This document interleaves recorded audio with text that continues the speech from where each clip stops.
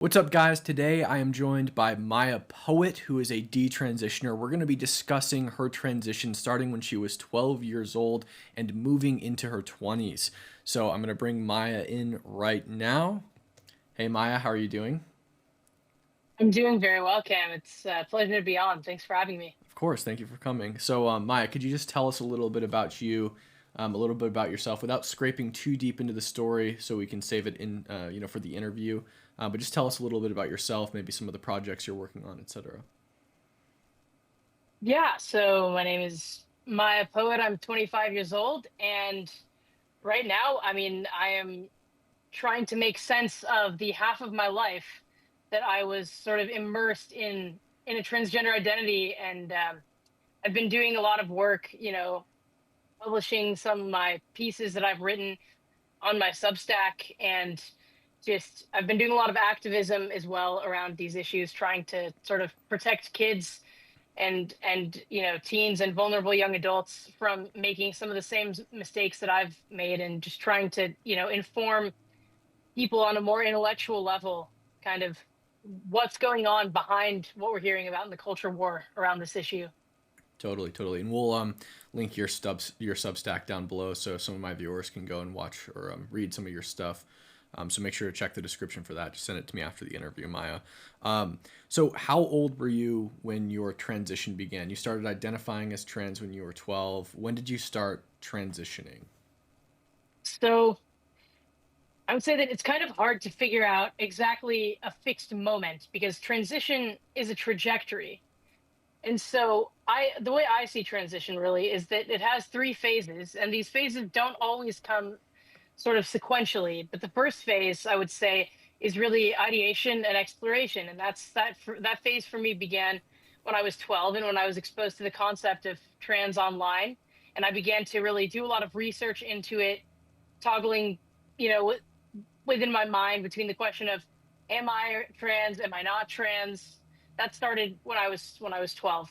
And when I came out to my parents as trans at the age of 12 in 2012, they were naturally very skeptical. I come from a Soviet Jewish background, so naturally these are, my family is very skeptical of, just American medical practices and institutions more broadly. And so they basically put the kibosh on that. They were like, absolutely not.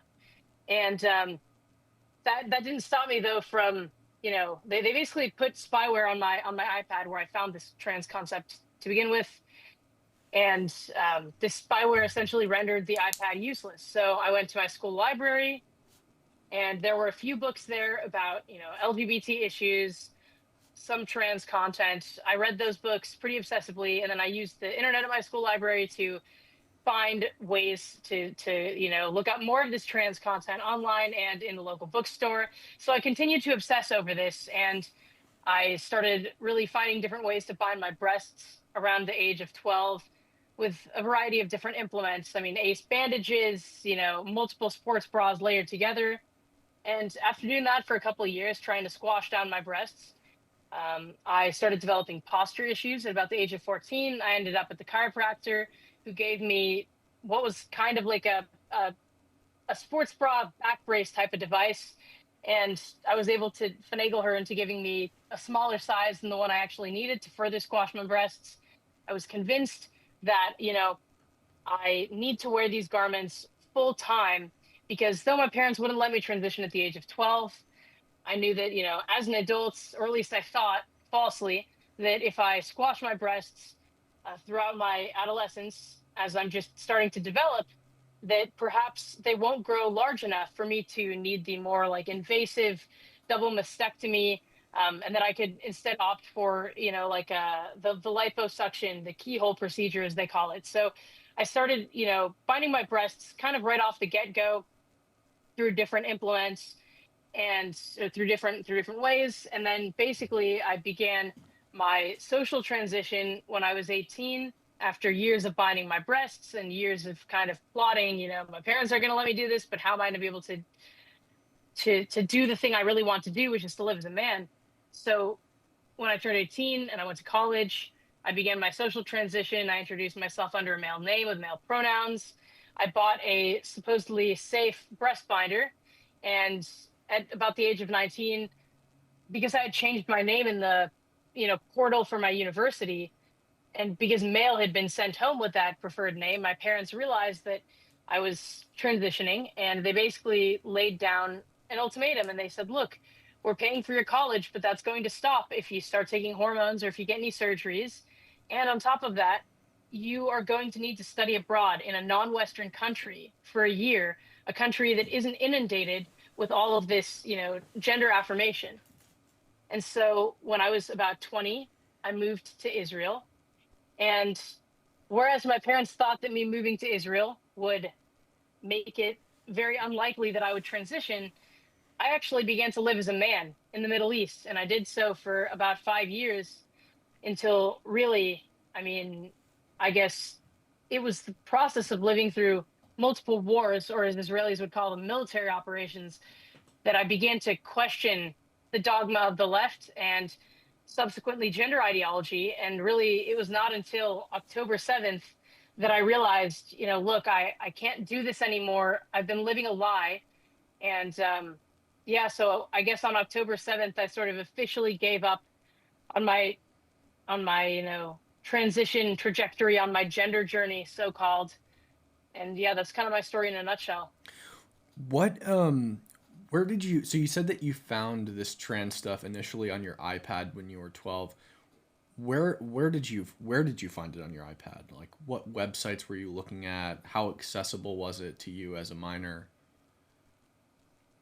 So I think the first time I actually heard of the trans concept was before I got an iPad. I heard about it on the radio on NPR. I heard about the concept of sex changes, and I thought as a kid that this is something that only men do, men who want to become women. And it was explained to me as like some men have some kind of female soul inside of them, and so they'll do these things. They'll get these surgeries to to live as women. But I didn't understand that, that there was a female equivalent of this until I was about 12, and I got my own iPad. I mean, I think the first trans related content that I was seeing was very likely found in a mixture of like medical journals, because I read medical journals for fun as a kid. I was obsessed with rare brain tumors when I was 8. More specifically, this brain tumor called acromegaly, which makes the world's tallest people the world's tallest people. So I was obsessed with that, and so I already had developed a certain love of like doing medical research, and just on my own as a kid. And so I read about it, about these procedures in medical journals. There were also some pop psychology articles, but I think the main source of it was really from YouTube videos. I mean, there were already a few documentaries published about the quote unquote trans kid.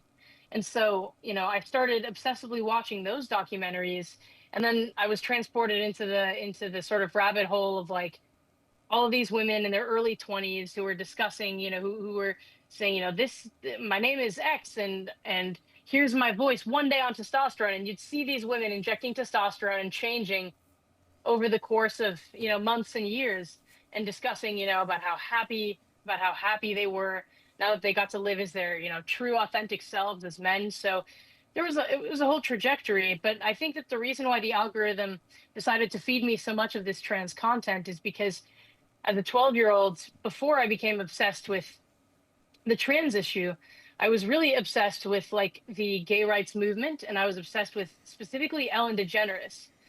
I didn't consume a ton of fiction, a ton of pop culture. I was much more interested in nonfiction and like parenting books and medical journals. But the one exception to that would have really been the Ellen DeGeneres show. And I thought that she was like a really sharp dresser. And, I wanted to dress like her. I thought she was very charismatic. And I started to, develop crushes on girls. And I didn't know what that was. I didn't, around girls, I felt all these really odd sensations in my body, like starting at about 12. I mean, there was this one moment that I think was pretty pivotal in my life when I was in Arabic class in my middle school. We studied Arabic in a program funded by Qatar.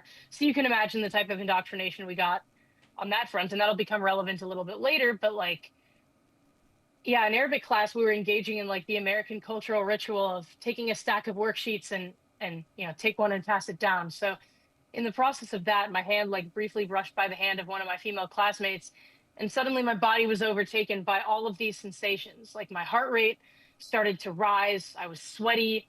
My mouth got dry. It was, felt like it was a little bit more difficult to breathe, and my body heated up. And when I was trying to like open my mouth to apologize to this girl for the brief brush of our hands, I realized that no words were coming out. And I didn't know what that was. Like now I know that that's what a crush was, but back when I was at that age, I thought that the crush that all of my peers were so obsessed with that they wouldn't stop talking about it was the orange soda. I took things very literally at that age. So I didn't know what these sensations in my body represented. But I knew that gay people existed, and I was very into like the gay rights movement, and I found it fascinating, and I knew that gay people were like that there were men who fall in love with men and women who fall in love with women, but I didn't know what it meant to fall in love. I didn't know that the feelings that I was having, these bodily sensations, that this was like a precursor to love. I had no clue. I didn't know what this was. So naturally, I just saw it as a bunch of random symptoms in my body, and I thought I was falling ill with something. So I went into WebMD and I typed in, all these symptoms like increased heart rate, perspiration, and just yeah, like I typed in the symptoms, and WebMD told me that either I had like a cold or the flu, or that I had one of a few neurodegenerative conditions that would all kill me very shortly. So I was, as a 12-year-old, very neurotic and very paranoid about my impending death.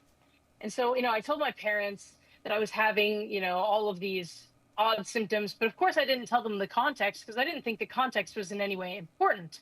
I just thought that I was experiencing a bunch of odd symptoms. So my parents took me to the doctor. I got an EKG. I got, some asthma tests, and it all came back that I was healthy. And so my parents just thought that I was a hypochondriac, which runs in the family. So they just thought that that was my affliction. And at the same time, I did understand, though, that, when I was hanging around groups of boys, I didn't feel those feelings. So I basically only started hanging around boys, and that became my peer group.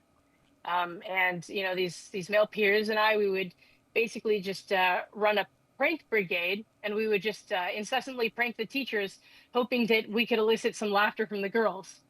And the older I got, the more I realized that, like, that the girls whose attention I was trying to get, that they were all going for my male peers and not for me. And I think that this made me, this kind of put the idea in my mind, like, I'm not like the other girls. I'm really like these boys, and that there's something wrong with me. Like I knew that the ways that I wanted to dress, and I really wanted to dress like Ellen DeGeneres. I liked the suits and the vests, especially. um, I knew that this was very socially unacceptable for girls. Like that was made very clear to me. And so I didn't know why I was so different from other kids my age, and specifically from other girls my age. I didn't have a clue. And so, this was going on at the same time as just, I had this iPad, I had, internet access, unrestricted. I could do whatever I wanted on the internet. And I was watching so much of the Ellen DeGeneres show, and of course I had heard of the concept of a sex change before. And I guess that at some point the question popped into my mind of like, is it possible for a girl to get a sex change? And it started out as basically like an interest, just an interest in sex changes in the same way as I'd been interested in rare brain tumors. And the more I, researched this topic, the more I was transported into this entire world of like trans influencers. And I was basically told that, yeah, like if you feel uncomfortable as a girl, and if you feel like you're more like the boys, you're uncomfortable with your body, especially during puberty, and just if you're, especially if you're same sex attracted. I mean, this is very likely evidence that you may have a boy brain inside of a girl's body. And I sort of resonated with that explanation. And so yeah, I became really quite hell bent on pursuing transition from that point forward, because at the end of the day, like, back before I was willing to admit to myself, or even capable of understanding that what I was experiencing was developing crushes on girls and potentially growing up to be a lesbian, like that was not the explanation I was provided. I was provided with a trans explanation, and it was a really easy way out of distress. So I sort of became really hell bent on pursuing that. In what year was that you started being flooded with all this trans content and these trans influencers? Because I think a lot of people have this um, preconceived notion that this is a new thing and that kids are being indoctrinated into this now and they weren't before. What year was this? 2012. 2012. A point in my life where I didn't even know what a trans person was when I was 12 years old. I think we're probably the same age. Um, did you ever do anything other than binders? Was there any, did you ever end up getting any puberty blockers or hormones or surgeries or anything like that in the end? No, actually, I managed to.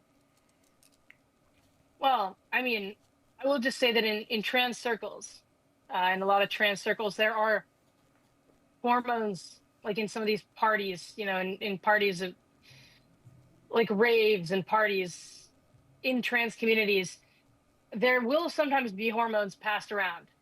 But as far as getting anything prescribed by a doctor, uh, or any surgeries, I managed to avoid that, um, basically totally by chance, um, which I guess I could get into it at some point.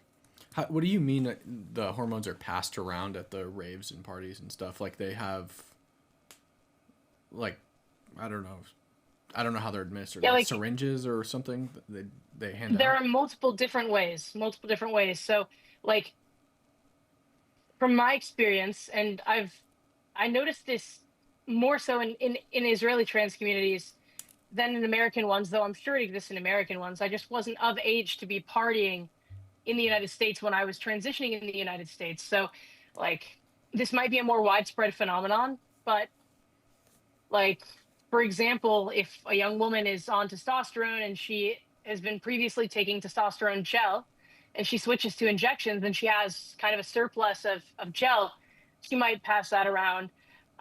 With men, they can take estrogen. I believe as an injection or as a pill or as a patch. I mean, there are also testosterone patches as far as I'm aware. So there are multiple ways of, you know, administering these hormones, but yeah, it'll mostly be passed around in like either like the pill format or in like a sort of gel type of format. And how much are they passing around? I mean, because like if you just take like one pill of testosterone, I'm sure it doesn't do that much long term, right? I mean, are they giving I don't you think there like, are testosterone pills. I think it's or just yeah, the like the gel and the sure. injection and patches. So Yeah. like are you getting like are these people passing around like like a substantial supply of this of these hormones, or is it like a one time use kind of thing, or like how much could you show up to a rave and walk away with? I guess. Well, it totally depends on what everyone has access to. I mean, one of my, friends basically had a whole stack of these sachets of testosterone gel, because she had switched to injections. So, like, it just kind of depends on like what type of surplus we're talking about. But like, yeah, like, I mean, that was kind of my personal experience in those communities. But I don't know how widespread it is, frankly. Like, I know that there is like there's a medical element to all this stuff, but then there's also sort of this social and community element, and it's like it's a really, I guess, interesting subculture, for lack of a better term, to have spent my young adulthood in. Yeah. So you met with doctors at some points. Did you tell any of your doctors, especially when you were younger, that you were trans? If so, even if it's when you were an adult, and just like specify that if it was while you were an adult. Did you receive like any pushback by the doctors, or did you receive encouragement, or how was that experience? Yeah, so I'll just say I didn't like medically transition, with like the help of a doctor, but I Totally. did encounter doctors along the way. When I was a kid, I didn't tell them that I had this trans identity because I knew they would tell my parents, and my parents made it very clear that this was not acceptable. Mm. So, but when I was 19, and yeah, when I was 19 at the university that I was attending, um, there was one day when I had the flu. I came in to get a test for the flu, so I was feeling really achy, and I was experiencing also a lot of rib pain. And for me, the rib pain was just an afterthought. I mean, I mostly needed like a note to get out of class because I was feeling absolutely crappy. And then, of course, I didn't actually end up skipping any class. I just wore like 3 masks and showed up like hyped up on Dayquil because I'm a nerd. But like I wanted to have the option, if it was possible. But anyway, so I showed up at the doctor. I was getting this flu test, and then I decided to talk to the doctor, and I said, look, I'm having some rib pain, and I don't know what do you think it could be due to like the fact that I have the flu? Could it be due to the fact that I'm wearing a super heavy backpack?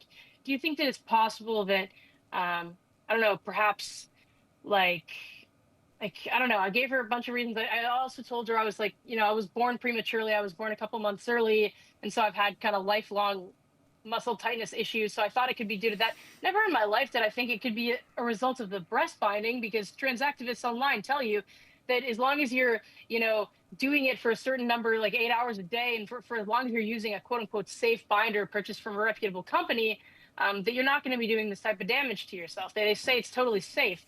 That's a lie. There's no safe way to like compress your healthy breast tissue and your lungs and your rib cage, or if you're a man, your genitals. There's no safe way to do it. There's no evidence to suggest that any of this is safe, but they say it's safe.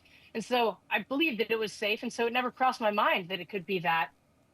But the doctor who I was talking to, she basically said, like, her ears perked up, when I didn't mention the binding at first, but she did see that my name was changed in the university portal to a male name. She asked me what my pronouns were because I look, because I'm gender nonconforming. Like these doctors who see gender nonconforming people, they don't assume that this is like a gay or a lesbian. They assume like, oh, we maybe need to ask about pronouns here. So that's already the first assumption. So she asked me, my pronouns, and she asked me if I had been seeking any, before it was called gender affirming care, back in sort of what this would have been 2018 or 2019. It was called gender confirmation. And so she had asked if I had received any if I'd been on any hormones or received any gender confirmation. And I told her, no, I hadn't. I'd just been binding my breasts. But like, aside from that, my parents are paying for college and they won't allow me to transition. And so she looks at me and her ears perk up and she's like, well, we have campus services that can help you. We're affiliated with some clinics. We have some services on campus, and we see that you're on the campus insurance. So, if you'd like, we can give you a referral to the gender confirmation services on campus. It'll be fully covered by the campus insurance, and if not by that, then by the state insurance. So she basically, instead of telling me to like not bind my breasts, she was like, yeah, like if you want, we can refer you to the people who will help you remove your breasts. Like there was no warning about any of this. Like she like And knowing it was was against she the will didn't of your even. parents, or too, right? And she said, well, yeah, and she said what she said is like, your parents wouldn't have to know about this, because the medical bills, any medical bills would be going through the portal, and if there was any outstanding balance, then we could help you figure out how to not have that be visible to them. Like they knew that my parents were against it, and they still suggested ways that I could be even more sneaky about it, including getting on state insurance if the campus insurance weren't able to cover the hormones of the surgery. So it's pretty insane. Like instead of even bringing up the remote possibility that perhaps I shouldn't be binding my breasts at the very least while I'm fighting a respiratory infection, and these things compress your breasts, your rib cage, and your lungs. Like so like she didn't even suggest to temporarily stop binding. She just said, she didn't even like bring up the fact that the binding could somehow be related to the pain I was feeling in my rib cage. Like she just suggested a further, more dangerous intervention. And I didn't take her up on that. She gave me the referrals, and I didn't end up going because I already knew like that I can't trust these people to keep this safe from my parents, because in the past when I changed my name in the portal, and the university said, only your legal name will be on like diplomas or any mail sent home. It's not going to be in your preferred name. It's going to be in your legal name. But like they'd already sent mail back to my house with my preferred name on it. And that's how my parents figured out that I was transitioning. So I already knew I can't trust these people, but I kept biting my breasts. I didn't stop biting my breasts. And how does that affect you And today? I mean, yeah, do you still it's have like issues with your posture and your spine or your chest or anything like that? yeah, like the years of breast binding, it goes without saying that it's disfigured my breasts, you know. Like the breast tissue itself looks disfigured. It hurts. Um, and I mean, I can't take deep breaths without pain. Like I've had to, yeah, I mean, my posture is messed up. Like, yeah, my back always hurts. And I just feel like, I mean, it's basically a cage. Like the binder is essentially a cage. And I'd been compressing my breast tissue while I was still developing, while I was still growing. So like my body has basically grown into over the course of nearly a decade this type of cage that I've been putting it into. So like, when you're compressing your breast like that, you can't really breathe. You can't breathe deeply. You have to change the way you breathe. You change the way you move. You change the way you stand and sit. And that is that those effects are permanent, and nobody talks about that. Like nobody talks about. Everybody acts like binding is so reversible. They act like it's safe if you just only do it for 8 hours a day, and there's no length of years that they specify as being safe. Like they're pulling all of this stuff out of their backsides. Like there's no evidence. There's no evidence that any of this is safe, and yet they recommend it. Now in hospitals, they just straight up take the guidance from trans activists who say that it's safe, and these hospitals haven't done any research into it, but they basically just copy paste whatever the trans activists say is safe, and now they've published guidelines for how young girls and young women and boys and men can bind their breasts and tuck their genitals. Like hospitals endorse this. Binding devices have been given away to girls secretly in school. Like this madness, it's just absolutely insane. And so, yeah, like nobody talks enough about how dangerous these interventions are. They're dangerous in and of themselves, but they're also dangerous because when you damage your breasts and genitals in this way, like it makes it so much harder for you to come to peace with yourself and to get off the trans train before it takes you all the way into the inevitable end of a lifetime of medicalization and then death. Like it's these interventions that you can buy online, like binding breast binders and implants from men to tuck their genitals, this only further predisposes them to wanting to have those body parts removed entirely. So it's very dangerous, and we don't talk enough about it. Have you seen a doctor, like as a detransitioned adult, to sort of address the pain when you breathe, the posture issues, the fact that you can't get a deep breath in, or your like deformed breasts or anything like that? And if you have seen a doctor about those issues, what have the doctors said about irreversibility, the severeness of those issues, or anything like that? Yeah, so I still haven't seen a doctor yet. I mean, I've kind of been avoiding it out of the sheer, like, I have a somewhat avoidant personality. Mm-hmm. And so I kind of don't, I know I need to see a doctor. Like, I've been doing some kind of exercises on my own to try to sort of stretch my back and to gain a little bit more mobility back. But like, I'm, I am definitely a bit terrified of the doctor saying, like, holy shit, you really screwed yourself up. Like, we don't know how to help you. Like, I'm kind of scared to be confronted with the fact that perhaps I've done something to myself that is like way more serious than I think it is.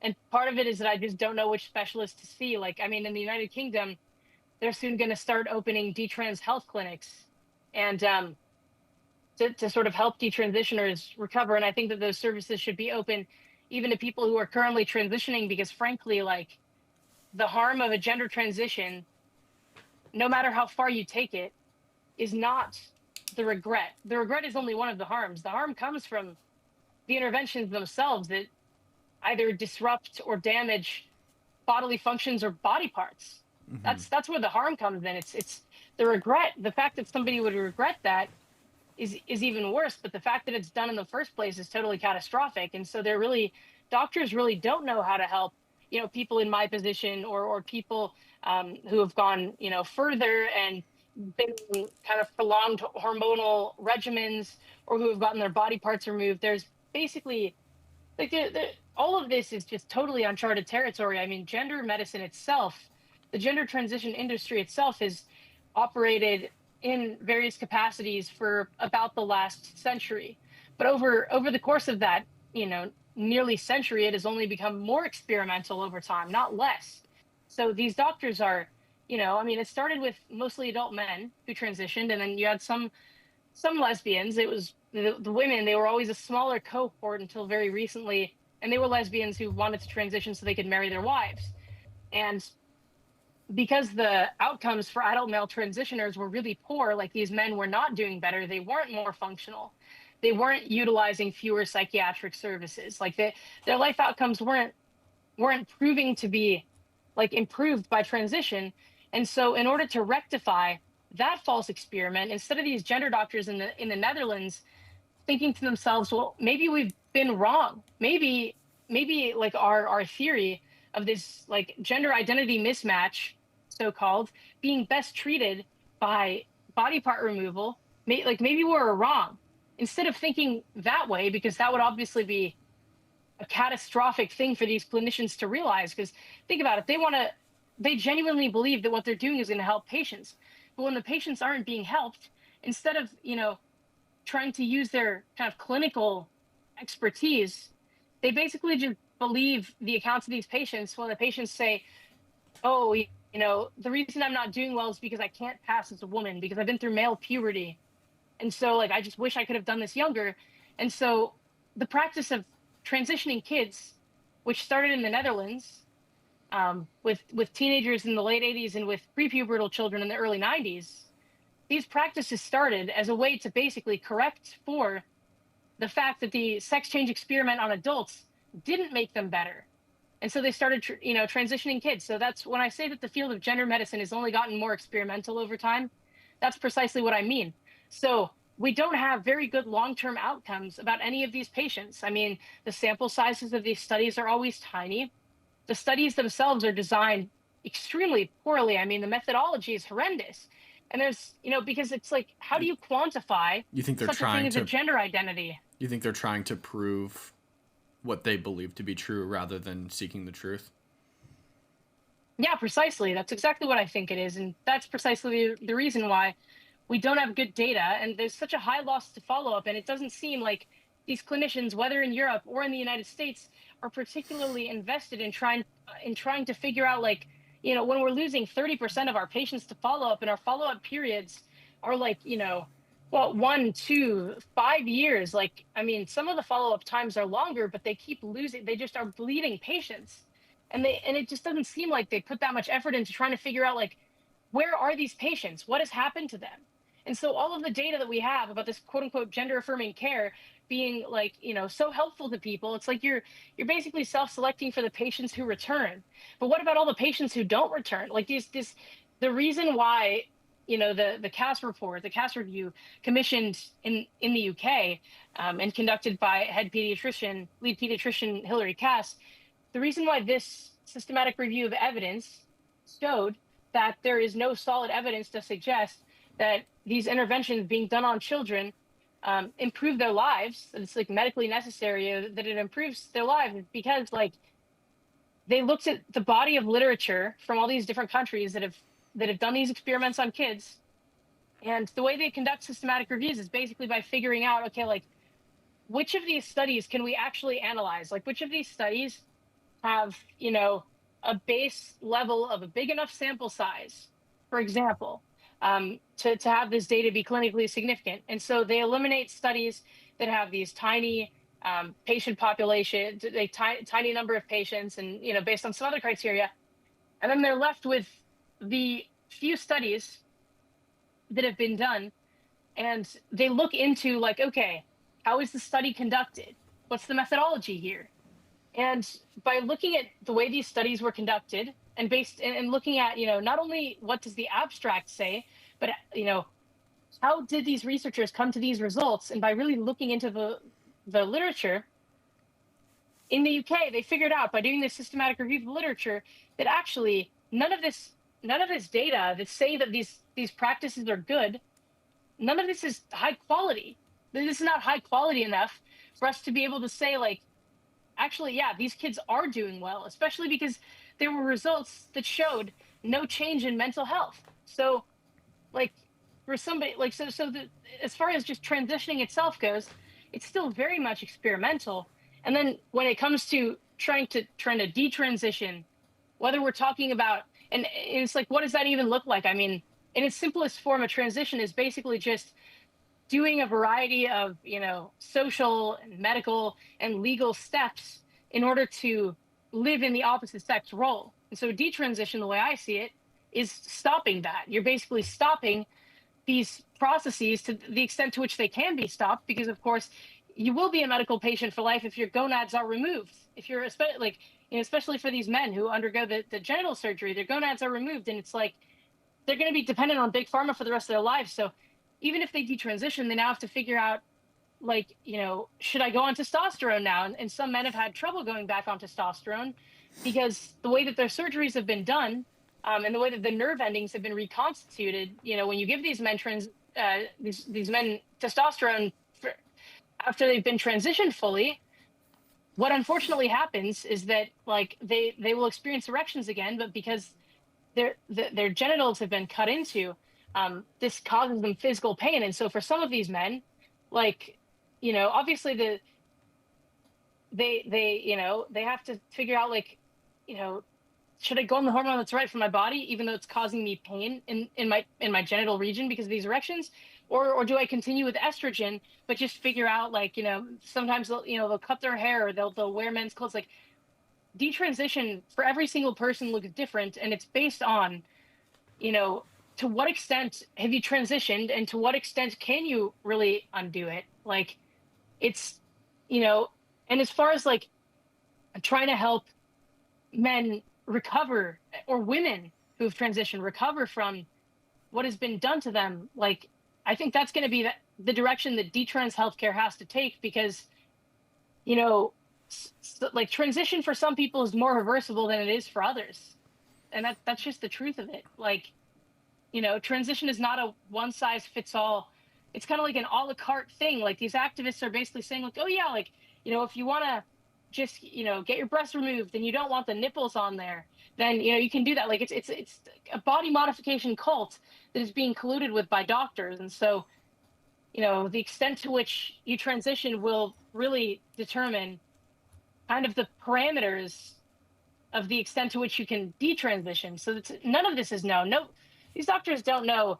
If they don't even understand that breast binding and male genital tucking aren't safe, and they don't, and they still seem to think that puberty blockers are reversible, even though we know the side effects of puberty blockers, when they're used in on-label kind of treatments for like precocious puberty. That alone, we already know that there are significant side effects for. And then suddenly we think that, oh yeah, like, when we take a healthy child and disrupt their healthy puberty, not a puberty that started early, but a healthy puberty, like, where are these clinicians getting off thinking that this is reversible?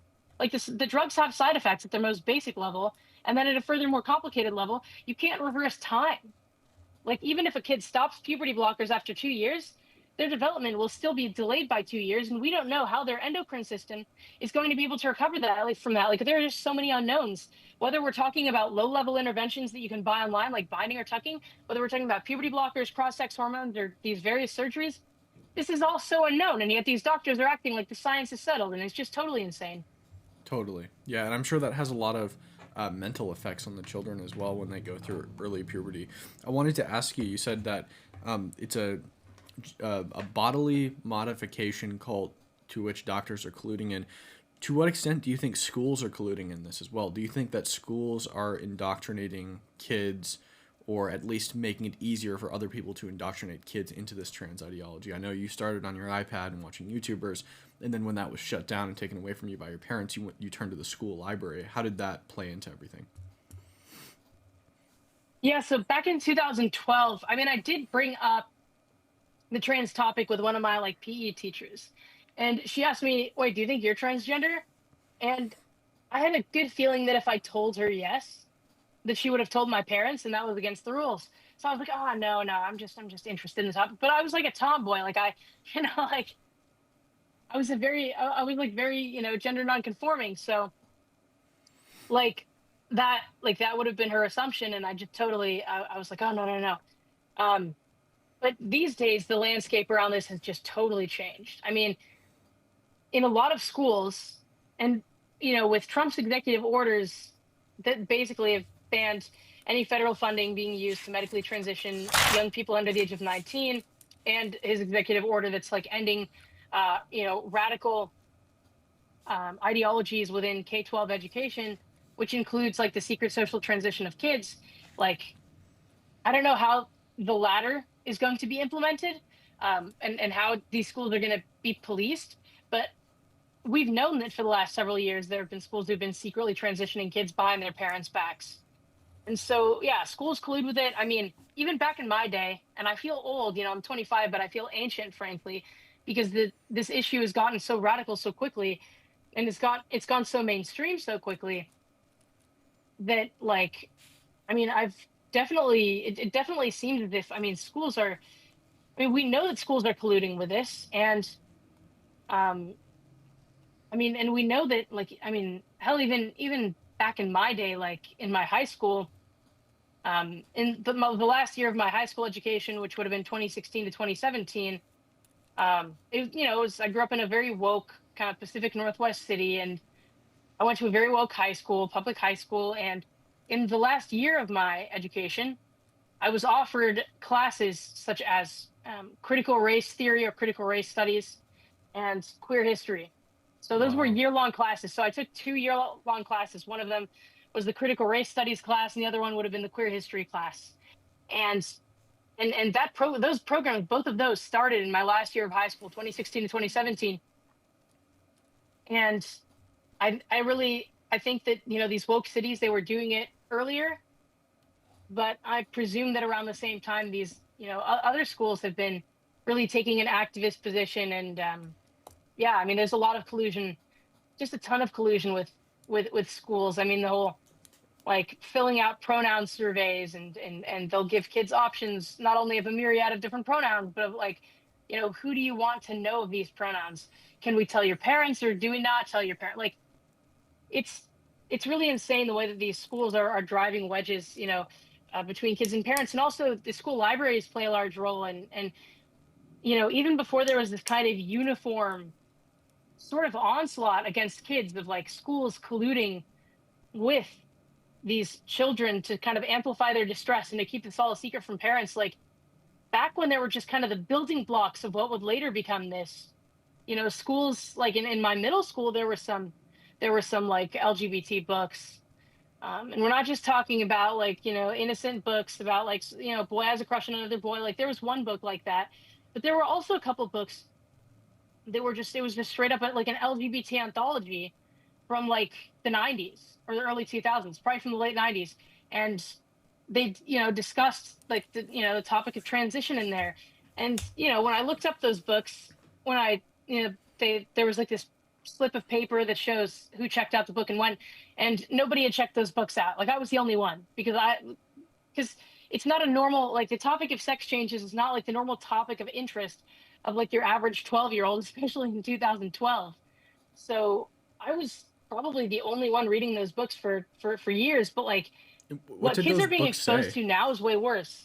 Like, way worse. Like, I have with me a book that's been in multiple school libraries, and I'm now the unfortunate owner of it. And it's this book, Genderqueer. Wow. And what does that Um, book say? yeah. Oh, what is this? Well, we can look through it together. I mean, this book, there's this infamous scene. I don't know if you can see it. And You see that's this? that's in school libraries. Yep, I can see it. Yeah, this is in a lot of, yeah. Wow. And there are High school multiple, libraries or like like, middle sex school? scenes. So from my understanding, like, some schools are like K-12, some schools are 6 to 12, grade 6 to 12, some schools are just high schools. So, like, I don't know. I mean, I know that there was a parent who complained about her 11-year-old having looked through this book. And I mean, Wow. even this book basically goes from, pretty. kind of like, somewhat tame, like this story of like a tomboy.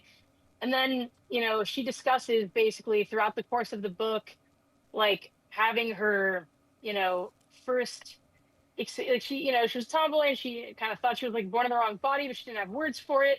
And then as the book continues, like she talks about basically having her like first experience of sexual arousal being 12 years old and imagining that she has a penis. Let's see if I can find that.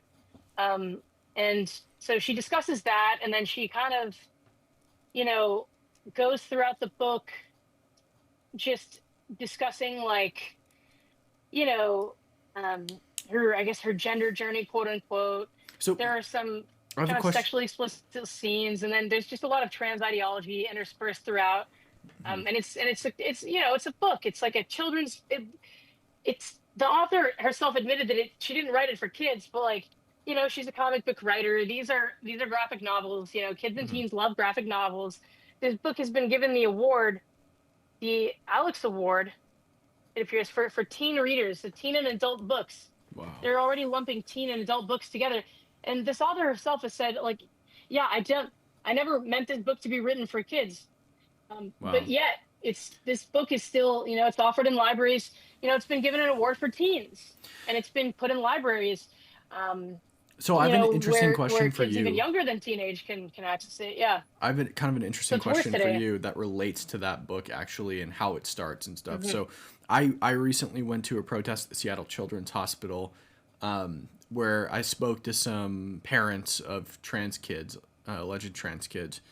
And, Hmm. I asked a lot of these behavioral therapists that were there and hospital staff, like, how do you know if a kid is trans, or how does a kid know they're trans? And it's pretty much exactly what you just said this book says, where like, you feel like you're in the wrong body but you don't have words for it. Is that how did you feel you were in the wrong body, or did you just have a bunch of feelings you didn't know how to explain as a young child, and then you were kind of inundated with the trans ideology, which sort of explained it for you and put you in that mindset?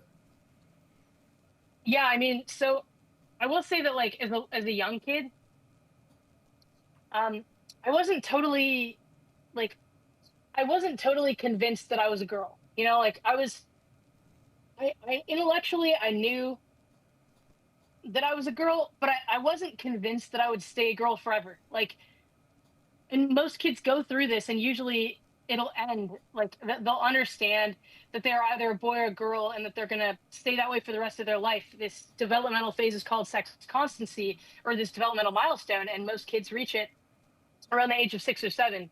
Um, but I had some developmental delays growing up. I mean, I was born prematurely. I like I had to get Botox injections in my legs when I was like in kindergarten, and I wore leg braces to correct my toe walking. I was simultaneously intellectually precocious in a lot of ways, but I definitely had some developmental delays. And and um and like some of my development, like I never crawled, but I walked before it would have been considered normal to do so. I walked early, but I never crawled. And so when I fell down, um, I didn't have the skills to pull myself back up again. So I had to go to physical therapy. The first time I went to like physical or occupational therapy, I don't think I was even one yet. Like, I was a preemie, and stuff like this happened. So, my development was really odd. I mean, I was reading, medical journals when I was 8, and like, did I understand everything in them? No, but did I certainly try? Absolutely. But I didn't know how to tie my shoes until I was 14. So I had some developmental delays. And I think if I were a kid growing up today, I would have been diagnosed with autism immediately. But they don't tend to diagnose girls with that. At least they didn't when I was growing up, like, especially with the toe walking and the hyperfixations, the intense interests, the sort of not grasping social cues, and all that jazz. But like, so I kind of didn't understand that I was actually a girl. Like I thought that I might go through puberty and that I might like grow a penis. Like I wasn't totally sold on the idea that I was actually a girl, but I also had like a very very vivid imagination. I mean, when my dad would like cut my nails, and I was afraid of the nail clippers, he would use one of my like stuffed animals and pretend to talk for it. And probably until I was like 8 or 9, I wasn't totally convinced that it wasn't the stuffed animal talking. Like I really lived in my imagination. And so I think that it was the same mechanism here where, I knew that I was different from my brother. And I knew, like, I guess I knew that I was a girl, but I didn't, I didn't grasp social norms or social cues. So I didn't pick up on any kind of like expectations about that. And that was fine until I hit puberty. But I hit puberty early too. I mean, not precocious, but like I was like nine, I think 9 or 9.5 when I started to develop breasts.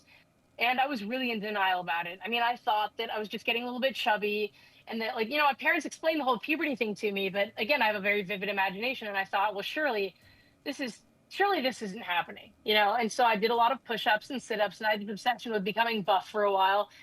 Um, and I had this phase when I was, 8 or 9 or 10 or something. And I'd go back, on family trips, back to Russia. And there were a couple girls I really liked over there. And so I would like, when there were like no parents or no adults around, I would like, rip my shirt off and do a bunch of like push-ups and pull-ups and like try to impress these girls. And I didn't even realize that's what I was doing, but I was kind of in denial.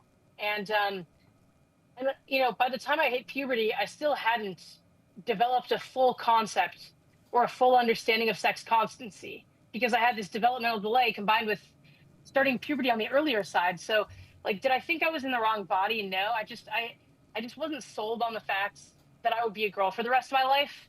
Like, it was literally just a developmental delay of sorts, or just being very imaginative. But like when I was, but of course, then I developed so early, and then it became real to me, and I was like, oh my god, like, I remember when you know I was told like, hey, you can't run around shirtless anymore because you're developing breasts, like and I remember just thinking like, oh my god, like, this is for real, like this isn't gonna change. But I just kind of rolled with it, for because kids, they're resilient, they have to adapt. That's what a lot of people don't understand is like they think that if they don't affirm a kid's transgender identity, that these kids are going to off themselves. But it's like they're not going to consider that until you put that idea into their heads. And like I think that I really started to believe that I was born in the wrong body when I was presented with a trans explanation, when I was told like, you know all of these feelings that you're feeling, and by the way, it's all these feelings, they're just a bunch of Barnum statements. Like you think about like astrology, it's a series of Barnum statements. It's just statements that are really wide. They're so wide that most people would be able to find themselves represented within those statements. Like you could be a Virgo, and you could read the description for Gemini, and if you don't know that the description you're reading is for Gemini and you think it's for Virgo, then you'd be like, oh yeah, see, this is real. Like a So fortune like cookie. the statements. Exactly. So it's all, I believed that I was born in the wrong body because they give you these like miscellaneous feelings, and these miscellaneous kind of broad descriptions of nonconformity and distress. And if you're like a teenager who's like, gay or autistic, then of course you're going to find yourself within that. Like, especially if you don't understand that what's actually going on with you is maybe that you're gay, or maybe that you're autistic. Like if you're undiagnosed and you're looking for an explanation, like you start to understand at that age, if you're particularly high functioning, you'll start to understand that you're different from your peers. And like if you don't, adults in your life will make that very clear to you. And like it's acceptable for girls to be tomboys and to be really odd ducks, but then they hit puberty and they're expected to femme up. Like whereas for boys, it's never socially acceptable for boys to be super gender nonconforming. Not when they're little and not when they're bigger. And so like for girls, I think there's this massive like kind of shift when they hit puberty, where before they hit puberty, they could be tomboyish, they could be like running around without their shirt, playing in the mud. But then like if they hit puberty, and no matter how young they hit puberty, as soon as they hit puberty and their body starts to feminize, then there seems to be this social expectation of like, oh yeah, now you're getting older, and so now you have to grow out of your tomboy phase. And so I think that the dissonance for that is what causes a lot of girls, or at least it caused me to sort of be pretty distressed. But then again, I lived in my own world. Like I hardly, I didn't know really how other kids my age worked. I lived in my head. I lived in the realm of my own thoughts and my own desire to like endlessly research brain tumors and like, genetics and stuff like that. So, I mean, I don't know how representative my story is of like other stories, but to answer the question of like, you know, did I always feel like I was born in the wrong body? Like, no, I mean, I was just a very confused kid. And then I became a confused preteen, and then I became a confused teen. And because this was the explanation that I was provided for my nonconformity and my distress, I thought, well, yeah, surely this must be the reason. This makes a lot of sense. And so you brought up an interesting point there, like where gay and autistic people are like especially susceptible to this. Do you think that those two identity traits are weaponized by the trans movement, where to a point where like gay people might be led to believe that because they're gay, because they're attracted to people who are of the same sex, and they kind of fall into that category like you did, where you're running around with the boys and trying to impress girls, or autistic people might not be picking up on social cues as well, or understanding their body as well in the same way that other people might, because really autistic people just think they have like a different avenue of thinking than most people, right? It's not hindered thinking, it's just a different way of thinking, I think. Do you Mhm. think, especially when those things are in tandem with each other, do you think that it's weaponized by the trans ideology? I don't know if weaponized is the right word, but like, Taken advantage of, you maybe? know, I think that the trans community is, um, you know, if we think about the ideology, gender ideology, the idea that we all have some kind of gender identity, that we all like, and the gender identity is just like, how do you feel about your sex? Basically, like, how do you feel about your sexed body and or like social expectations? If you think about like where this ideology originated, like, and who like, okay, let's think about like, the group of people who have been the longest enduring cohort of transitioners Hmm. and the largest. These have been adult men. Now, I guess I can just go a little bit into the history to kind of answer this question, but like the first sex change experiment was done in Germany in the year 1931 in the Hirschfeld Institute in Germany. And it was done, and this is the first documented one. It was done on a man named Lily Elby, um, and he transitioned, and they did his procedure. Not only did they try to invert his penis, but they also tried to you know put a womb inside of him, Wow. and he died very shortly thereafter. I mean, this surgery was performed before the widespread use of antibiotics, and it's just a dangerous surgery. Um, and this man, he was heterosexual, and he had a wife. Um, and so there are a couple types of transitioners. Like you know, there's a sexologist named Ray Blanchard who basically saw a lot of these patients who want to transition, and he was sort of responsible for figuring out like which of these patients should I sign off, their penile inversions for, and stuff like that. And so he saw a lot of patients, and he basically deduced that there were two main categories of motivations for male transitioners, and men were the vast majority of people transitioning back then. He said there are two categories of motivations that men might want to transition. The smaller category of men who want to transition are the effeminate homosexuals. They're homosexual transsexuals, as they're called, HSTS. That's the abbreviation. And these are men who are just really effeminate, and they've basically gotten the shit kicked out of them for being super effeminate, and they basically find it easier to function in society as women because of how effeminate they are. And so that was one category of motivations, but this was the minority of male transitioners. Interestingly, the largest cohort of men who wanted to transition have a condition known as autogynephilia, and in short, it's called the abbreviation is AGP. Autogynephilia is essentially the way that Ray Blanchard, the sexologist, coined it. It's essentially it's defined as a man's propensity to be aroused by the thought of becoming a woman.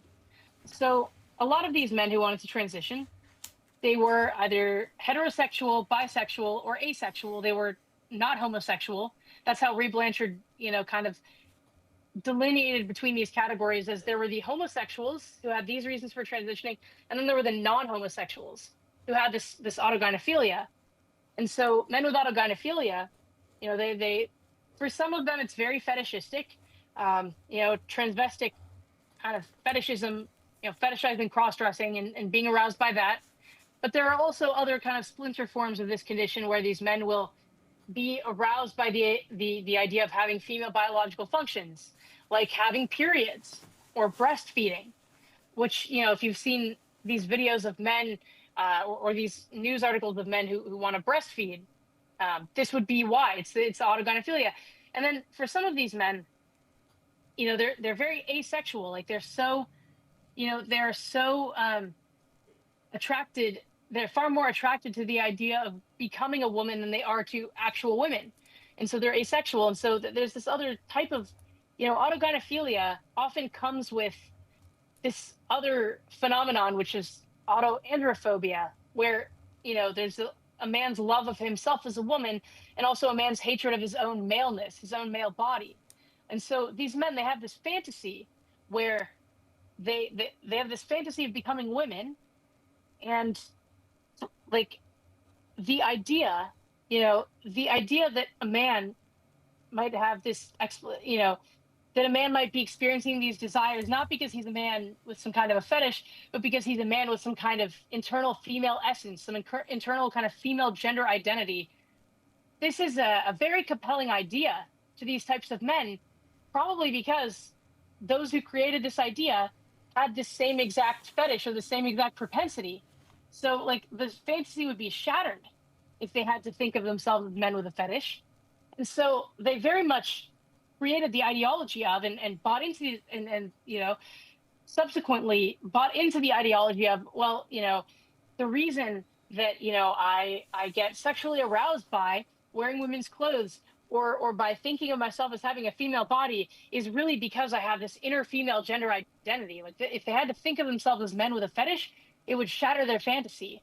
And so I believe that this ideology, it was created in large part, and there have been many contributors. Like this ideology, it wasn't just created by one person or one school of thought. Like if you think about transgender ideology, it has so many conflicts within its fundamental premises. Like for example, the idea that your genitals don't define your gender, but also this entire medical establishment that says that if you have all these, feelings of that where you don't like your genitals, you don't like your body, or you don't like the sex role that is, that is kind of superimposed upon individuals of your sex, then, potential treatment for that would be inverting your genitals to, into a sort of facsimile of the opposite sex's genitals. Like these are two very clear contradictions. And there are multiple contradictions throughout transgender ideology. And in my opinion, the reason why these contradictions exist is because there have been multiple contributors to this ideology from totally different schools of thought. Like, and fundamentally, though, I do think that where this ideology originated was, from sort of the field of sexology, and it was largely kind of contributed to by these men who have these this sort of cross-sex arousal. And the thing is that, this particular type of fetish or this particular type of propensity known as autogynephilia, it's from my kind of understanding and my talking to men who have this condition and my sort of kind of baseline research into this is that it's not just a fetish in the same way as like other fetishes are, because this specific propensity causes men to almost create like an alter ego, like an alternative identity where they are women and they kind of fall in love with the version of themselves that is a woman. Like a drag queen. So it's not entirely right. Well, huh? Like a drag queen where they have like a stage name, like that kind of stuff, or no, it's different. Like the drag queen stuff, that's gay. That's just totally theatrical. Mm-hmm. It's not an identity. Like we're talking about two different phenomena in my estimation. Like, there are reasons why homosexuals transition, and there are the elements of gay culture like drag, and drag is not. There's a difference between a drag queen and like some married man who in the past would have maybe rented a hotel room and cross-dressed by himself or with some buddies and then go back to his wife and kids. Like these are two different groups of people. But from my estimation, like these non-homosexual men who end up in the gender clinics or who end up with a desire to transition, essentially what's going on, for them is that they have these kind of sexual impulses, and because like because of the nature of like the kind of sexual impulses, the fetish, or the paraphilia, whatever you want to call it, it kind of causes a lot of them to simultaneously be into like to imagine themselves as women, not just like while they're aroused or while they're masturbating, but obviously the release, associated with orgasm would kind of fuel the kind of dopamine spiral of wanting to do that more and more and more until it causes you distress about the fact that you actually are male, because you adopt this entire, because you basically you adopt this, you basically spur on this fantasy that sort of self reinforces. It makes total sense to me as to why the idea of like this gender identity or this gendered essence, you know, like when you consider the fact that these men are the largest historical and current cohort of transitioners, that they have autogynephilia, they're the non-homosexual transitioners, it makes sense that they would conceptualize of their experience in this way, because of course they wouldn't want to think of what they're experiencing as a fetish. They'd want to they'd want to think that their fantasy would be destroyed if they had to acknowledge that they were men with a fetish that only men have. And so I think that there's a lot of collateral damage that comes in response to this fetish, this kind of fetish created ideology. And it's no secret to me as to why you see a lot of doctors, there are a lot of doctors who promote transitioning for kids, but like some of them are men who have gone through this process themselves as adults, and they're not sufficiently feminine. And so they see these little boys who like to wear dresses and who are very effeminate. And these are boys who, from the literature we know, if you leave them alone, you don't tell them they're girls, you don't socially transition them, you don't block their puberty, you don't medicalize them for life. We know traditionally and historically that a lot of these boys, the vast majority of them, something like 87% plus of them, will grow out of their gender dysphoria, and the vast majority of those will grow up to be happy gay adults. And so these older men, the non-homosexual transitioners, often straight men who have wives and children, who've transitioned, and they think, God, my life would have just been so much easier if I transitioned when I was younger, because testosterone, because they think testosterone is a poison. That's kind of how their mentality works. Like these kind of sexual desires that they have, kind of the more that they act them out, sort of changes their psychology in such a way that they start to begin to problematize their maleness. It starts from like they want to be female, and then the longer that they kind of engage in these types of behaviors that release dopamine, the more they become fixated on the idea that what's wrong with them is that they are male, and so they see these little boys who are not like the little boys that they used to be, because these boys, they weren't these autogynephiles, the vast majority of them were not effeminate little boys. They weren't little boys who would die on the hill of let me wear a princess dress and let me put on nail polish. These were often boys who were autistic, who were very nerdy, and who were just kind of like, they were not gender atypical in the slightest for the vast majority of them as kids. And so they're basically superimposing they're basically retconning their childhood to be like, oh yeah, these little boys, and like the Jazz Jenningses of the world, who are very effeminate, these little boys are the younger versions of ourselves, and we need to help them. And so there's this kind of flaw that happens. And so this is a very long answer to your question, but when you say like, are gay and autistic kids basically being targeted intentionally by this ideology, I don't think it's intentional. I just think that the framers of this ideology are these like the biggest kind of contributors in my mind to this ideology, the gender identity ideology, are men with these specific kind of sort of sexual tendencies. And these sexual tendencies change the way their psychology operates. And they've created this ideology that is basically, by autogynephiles for autogynephiles. And there are a lot of people who are caught up, who are basically the collateral damage within this ideology, including kids who are very likely to grow up to be gay, including kids who are on the autism spectrum, including a bunch of teenage girls who in the past would have gotten caught up in social contagions like eating disorders or like cutting. Like, because, it's an ideology that is basically like a post hoc rationalization for why some micro minority of men have these specific sexual desires, and because of the nature of the ideology, it and with all the Barnum statements, with all these kind of broad statements that many kind of oddball young people can relate to, it ends up capturing a lot of people, within the trans umbrella, who would have in the past never sought transition, and I believe that even younger autogynephiles, younger men who are developing these types of predilections, these kind of sexual desires, these fetishes, I believe that they too are actually victims of this ideology, because instead of being told, you know, instead of being told that these sexual desires, that this is something that they can, you know, perhaps pursue on their own time or within specific contexts where it's appropriate with a consenting partner, they're told no.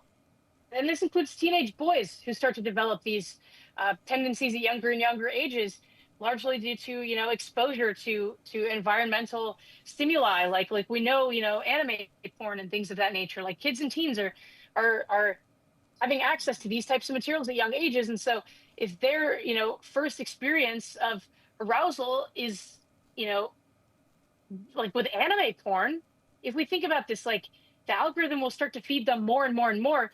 They'll become entrenched, and then they'll start being fed more trans content, and they're told that that this dopamine rush that they get during these experiences, that this means that they actually have some kind of female soul, and they're lied to. They're not told that they're men who are developing these sexual interests, and that perhaps the more that you fuel these sexual interests, perhaps the more distressed you'll become about being male. They're instead told, no, you have this female gender identity, and you need to go to a doctor who's going to help you like bring out this female gendered essence inside of you. And so these young boys, they're being misled. Like I'm not of the opinion that just because these boys have some kind of you know predilection that they're developing, whether they're teenage boys, whether they're adult men, I think that nobody, whether they're developing this gender dysphoria as a result of some kind of like paraphilic or fetishistic ideology, or whether they are just vulnerable to this ideology for other reasons, in my opinion, it's totally unethical for doctors to do this to people without telling them why they're experiencing distress about their bodies, telling them that there are other options available to them than transition. And I just think that all of these kids are being lied to, and I don't think it's helpful to think of these teenage boys as some kind of gross degenerate perverts, because ultimately they're also confused kids. Any of these teenagers who are getting sucker punched into this, they're confused for different reasons, but the fact remains that they're still confused children. And whether they're gay, whether they're autistic, or whether they're developing AGP, or whether they have some really serious mental illnesses like borderline personality disorder, or for any other reason, like every single kid, every single teenager, and in my mind also every single vulnerable young adult deserves to understand why it is that they want to remove their functional healthy body parts before that is even considered an option for them. And the fact that doctors don't require this, and the fact that doctors are just going based on this lie of gender identity that was created by men who have these fetishes to sort of post hoc rationalize why they don't have a fetish and why they have some kind of other gender identity or whatever the hell other explanation. Like this entire thing is pseudoscience. And so I think there's just a lot of collateral damage, and all of these young people frankly deserve better, in my opinion. All of them. Totally. And I guess the last question I have for you is, when you had at least somewhat transitioned and you were living your life as a man in Israel, did you feel satisfied with yourself, or did you still feel that a lot of the problems you had prior to transition were still present? You ask a really interesting question. I mean, in some ways, transition in some ways was great. I mean, it was really nice to be able to hold a girl's hand in public. Obviously, in the West Bank, I would have never done that. And in some parts of Jerusalem, I might have not done that. But in general, like the fact that I was able to hold a girl's hand in public in the Middle East, and everybody thought I was a dude because they didn't know what a trans guy is, or like what a butch lesbian is. Outside of Tel Aviv, really, this wasn't their schema. They just thought that I was like a teenage boy that looked young. And when I was able to do that, I felt normal, you know? I felt like nobody, I could talk to people I met about my girlfriends, and they wouldn't ask me like why I'm not dating guys. They wouldn't, like I could be affectionate with a girlfriend in public, in, again, not in the West Bank, but like in some areas, and it was a non-issue. Like I didn't feel like a freak. Nobody tried to get me to wear makeup. Nobody tried to get me to wear like, more feminine. Like I could be myself, and like I didn't have to change. It didn't feel inauthentic at all. Like I didn't have to change anything about the way I talked or acted, or I just had to bind my breasts and use a male name and male pronouns, and like I didn't, yeah, like I didn't have to. I didn't feel like a freakazoid lesbian. I felt like I was normal, for the first time in my life. Um, but at the end of the day, I was still living a lie. It didn't feel like a lie, but what it felt like now I think of it as a lie, but at the time it felt like a lot of stress, because I would do these peace events in Jewish and Arab, between Jews and Arabs, in like Bedouin villages, for example, and I'd sometimes sleep over in those villages, and I would not be able to take off the breast binder. I'd have to sleep in it, which is very dangerous, because it would have endangered my life if any of these people had found out that I was actually a woman. So, like, my life, there was constant, like, in the back of my mind, or I'd be in one of these Bedouin villages and I think, like, oh my God, what if I get my period? Like, how the hell am I going to navigate that? So there's just this constant worry because, like, I was living a lie. But, it was complicated. Like, in some ways, transition gave me the ability to exist in society, especially in a conservative society, kind of without friction. Like I never, instead of feeling like an abnormal woman who can't relate to other women because she's like an odd kind of masculine lesbian, I felt like, I can relate. I can relate to men. My life is kind of frictionless. This is pretty good. This is pretty chill. Like this is what I wanted from it. But at the end of the day, it's like if I wanted to continue doing that, um, people would take me much, people can only suspend their disbelief for so long. Like the fact that I was 20 and introducing myself as a guy, and the fact that I looked really young, they were like, oh, wow, you look really young. But like the older I would have gotten, had I not gone on like some extreme regimen of testosterone and removed my breasts, um, it would have been untenable. I would not have been able to maintain what I was doing. And in order to escalate my transition further, this would have jeopardized my family relationships. This would have, but I was prepared to take that on because I thought that it was the only way that I could be happy. Like I was willing to, alienate my, relationships with my family and, relationships like, I was willing to sacrifice just about everything, in order to, in order to transition. Like I was willing to I was willing to, I would have done anything like to transition.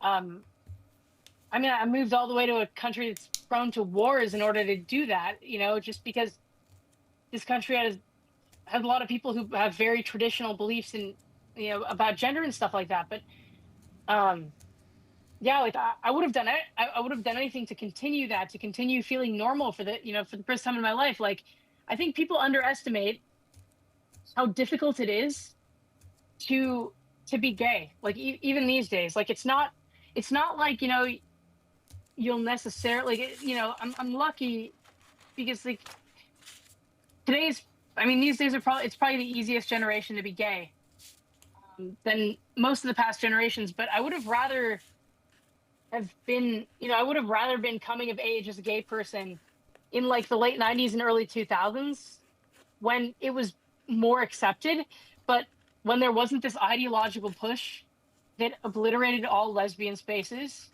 and that, sucker punched all these young gay people into transitioning.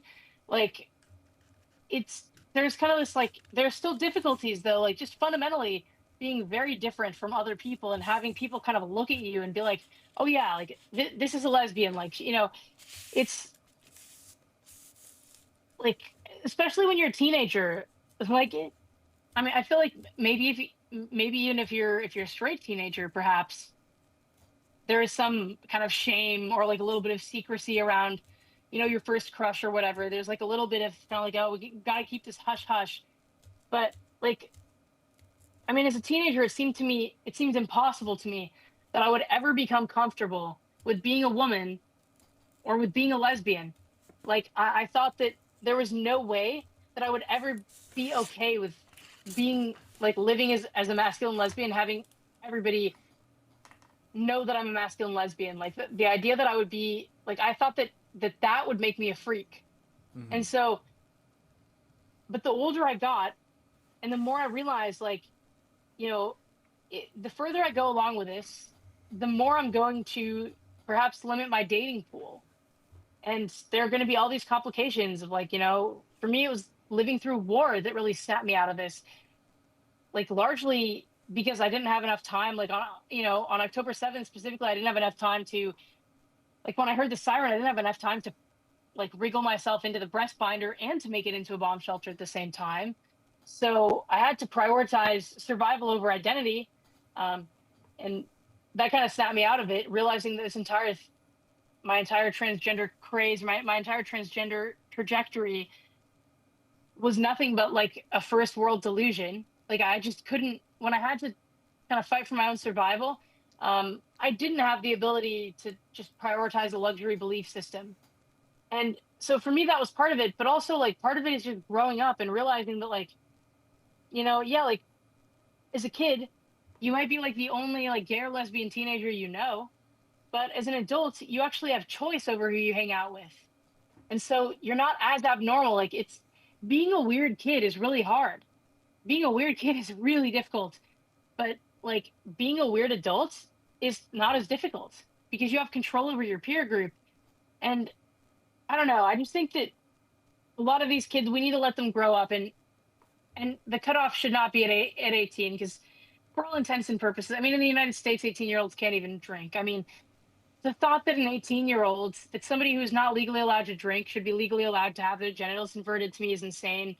I would rather a 12-year-old take some sips of beer than spend a day on a puberty blocker, frankly, because Right. puberty blockers are way more dangerous for a 12-year-old than some sips of beer. Like, I think that we need to really let these kids deserve to come into their own. And you know, to this day though, I still wish that, my the first time that I was in a women's locker room, after I had detransitioned, like there was a dude in there, there was a man in there cosplaying as a woman, chatting up his friends loudly, and that was like my introduction right back to womanhood.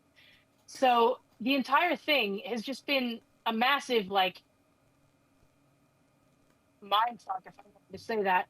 The whole thing has been a massive mind fuck because, I'm trying to divest myself from this ideology that has hijacked half of my life. And then I go into like a sex segregated space and there's like a dude in there. And like I try to find lesbian communities to try to become okay with the fact that I'm a woman and the fact that I'm a lesbian. And like, because the times that I felt most comfortable with the fact that I'm a woman has been when I'm in a relationship, a happy, healthy relationship with another woman who doesn't expect me to be a man in any way, like who just loves me for who I am. Like my gender issues totally disappeared in that context. It was literally all just like kind of social shame around not wanting to be a freak, you know? And I think for a lot of these kids, you know, they just would benefit from having a lot more life experience before they're even allowed to make this type of decision. Like if you've never had your first relationship, there should be absolutely no doctor who is willing to remove your breasts or invert your genitals, like at any age. If you've never had any kind of like consenting relationship or like sexual experience, this should be totally out of the question. Like in my mind, instead of thinking about this issue as like, we should allow the law should like, enforce, that under age 18 or 19 or whatever, that this is not done. I think that libertarianism is not a good framework by which to solve medical ethics quandaries. Like there's no evidence for any of this. There's no evidence that any of this is a good idea. And so in my mind, the like, this should be a medical ethics issue where doctors behave ethically, and they're not behaving ethically. They're behaving ideologically.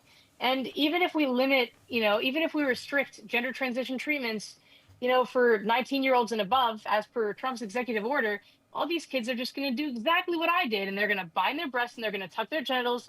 They're going to do permanent damage to themselves. The fact that they've done damage to themselves is going to make them want to even further have those body parts removed.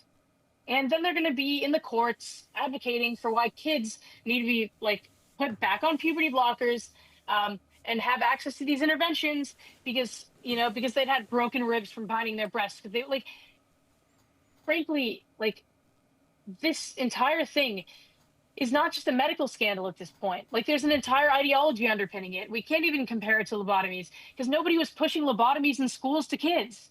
Nobody was saying that getting a lobotomy made you stunning and brave. And we could compare the therapeutic element of this scandal, where therapists are literally, telling kids, oh yeah, or young adults even, yeah, these feelings you have, have you considered that maybe you're transgender? Like, that element we could compare to the repressed memories epidemic, where these therapists were telling all of these, young women, injecting the possibility into their minds that maybe their trauma could be because they were sexually abused. So there are multiple parallels to different elements of this entire scandal we find ourselves in. But what's the parallel for, legally recognizing someone as the sex that they are not, and entitling them to rights, to spaces that belong to the sex to which they are not? The whole transgender crisis that we find ourselves in is really complicated because this is an ideology that has infested literally every single one of our institutions. And so just because Trump has published some executive orders, we shouldn't become complacent in thinking that we've solved this issue. It's like, no, we've solved temporarily because this is executive orders being legally contested by the ACLU. And if it's an executive order and it hasn't been enshrined into law, then it can just be easily overturned. So we have to understand that even if Trump's executive orders stick codified into law, we have still only solved a fraction of this crisis, a fraction. There are all of these young people who have been led to believe, like lambs to the slaughter, that they will, delete themselves off the face of the map if they are not allowed to transition. And so, and these young people, they're still going to do exactly what I did. They're going to bind their breasts. They're going to tuck their genitals. They're still going to do permanent damage to themselves, because the damage of gender ideology does not start in the doctor's office. It starts with an idea. It starts with a really harmful idea that if a person feels uncomfortable in their bodies, if they have some negative feelings about being a member of the sex that they are, that it means that somehow that these feelings override their actual sex, that their feelings override their biology, that somehow they will not have the same risks of being a woman on testosterone or a man on estrogen as other men and women taking cross-sex hormones because they have some kind of gender identity. This entire thing is insane. And these kids and these vulnerable young adults deserve protection, not only from this medical industry that is operating under pseudoscientific premises. There's no evidence that any of this is a good idea for anybody. And all of these young people, frankly, deserve to be treated with respect and with dignity and with compassion. And in my mind, affirmation is none of those things. It's telling a person that their delusion is, that their feeling that they were born in the wrong body is accurate. That's a psychopathic thing to tell somebody, especially somebody who's really young. We should not be. We should, doctors should not be colluding with. Doctors should not be colluding with the harmful ideas that patients who are not of sound mind have about themselves. We don't give anorexics liposuction. We don't tell them, oh yeah, you're actually fat. You're this girl is starving. Why would you? You're not going to give her liposuction. You're going to put in an NG tube. You're going to feed her because that's what she needs to survive. And we know that all of these interventions, whether we're talking about the lowest level interventions like breast binding and genital tucking, whether we're talking about cross-sex hormones, puberty blockers, or whether we're talking about surgeries, we know that all of these interventions carry extreme risks, bodily function. So you know, we should not be like medical professionals and mental health professionals by affirming this delusion, whether it's of a 19-year-old or of anybody of any age, but especially if it's somebody whose brain is not fully developed.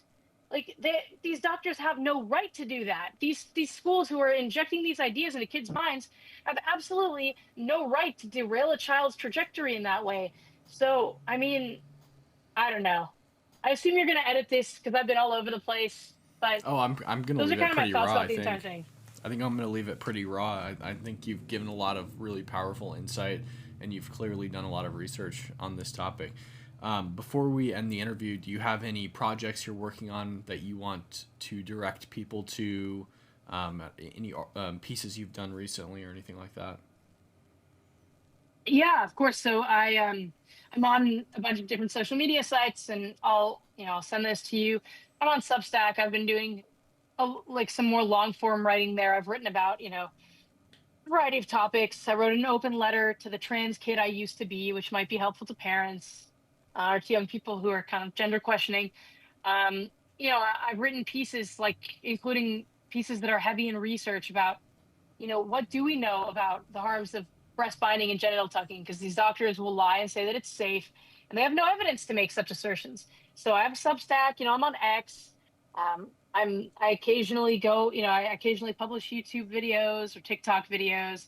I'm on Instagram a little bit. I'll send you all that stuff. I mean, I've had some work published in some other publications, and I mean, yeah, I'm always around. I mean, I'm always, all really what I want to do is help. I guess I just want, young people and their parents to have a little bit of insight because I was given absolutely no insight into why I felt like this. And, you know, I don't want another young person to have to like kind of destroy their bodies or derail their psychosocial development in pursuit of what I find to be a profoundly dangerous lie. And so, I'm around. I host spaces on X, and yeah, feel free to get in touch. And yeah, thank you, Cam, so much for having me on. I really appreciate that. It means Yeah. the world. Thank you for coming on. I met Maya last technically last year at Amfest. So make sure to follow Maya on X and her other social medias. Check out the Substack. I'm going to link that all below in the description. Maya, thank you for coming, and I'll see you guys in the next one. Make sure to join the Discord. The link to that is also in the description below. I'll see you guys later. Perfect.